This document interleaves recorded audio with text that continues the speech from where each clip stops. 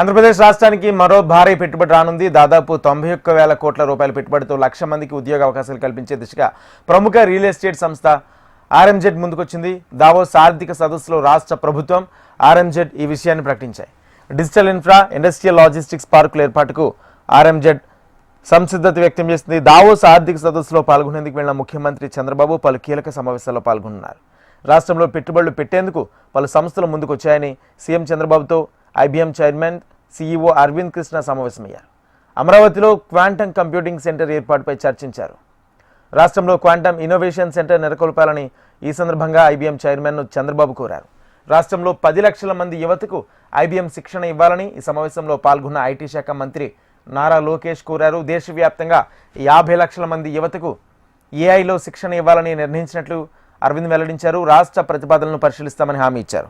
అనంతరం Google Cloud CEO Thomas కురియన్తో చంద్రబాబు సమావేశమయ్యారు. విశాఖ ఏఐ డేటా సెంటర్ నిర్మాణంపై ఇరువురు మధ్య చర్చ జరిగింది. గూగుల్ ఏఐ డేటా సెంటర్ ఏర్పాటుకు సంబంధించి రాష్ట్ర ప్రభుత్వం నుంచి పూర్తి సహకారం ఉండనుందని ఈ సందర్భంగా కురియన్కు చంద్రబాబు భరోసా ఇచ్చారు. ఈ సమావేశంలో మంత్రులు లోకేష్, టీజీ భారత్ పాల్గొన్నారు. విశాఖ ఉమ్మడి అనంతపురం జిల్లా టేకులోడ్లో ప్రఖ్యాత రియల్ ఎస్టేట్ సంస్థ ఆర్ఎంజెడ్ భవిష్యత్ తరం digital infra, industrial infra, logistic పార్కులను ఏర్పాటు చేసేందుకు సంసిద్ధత వ్యక్తం చేసింది. మంత్రి లోకేష్ ఆర్ఎంజెడ్ చైర్మన్ సమక్షంలో ఈ ప్రకటన చేశారు. ఆర్ఎంజే సంస్థ $10 బిలియన్ అంటే 91,000 కోట్ల పెట్టుబడితో 1,00,000 మందికి ఉద్యోగ అవకాశాలు కల్పించే ప్రతిపాదనలు చేసింది. వీటికి సూత్రప్రాయంగా అంగీకరించారు. మరోవైపు విశాఖ కాపులపల్పాడులోని ఫేజ్ 1లో ఐటీ పార్కులో గ్లోబల్ క్యాపబిలిటీ సెంటర్ పార్కు అభివృద్ధి చేయాలని ఆర్ఎంజెడ్ ప్రతిపాదించింది. 10 మిలియన్ చదరపు అడుగుల విస్తీర్ణం నిర్మిస్తున్నామని పేర్కొంది. విశాఖపట్నం రీజియన్ పరిధిలోని 1 గిగావాట్ సామర్థ్యంతో హైపర్ స్కేల్ డేటా క్లస్టర్ను 500 నుంచి 700 ఎకరాల్లో ఏర్పాటు చేస్తామని ఆర్ఎంజెడ్ ప్రతిపాదించింది.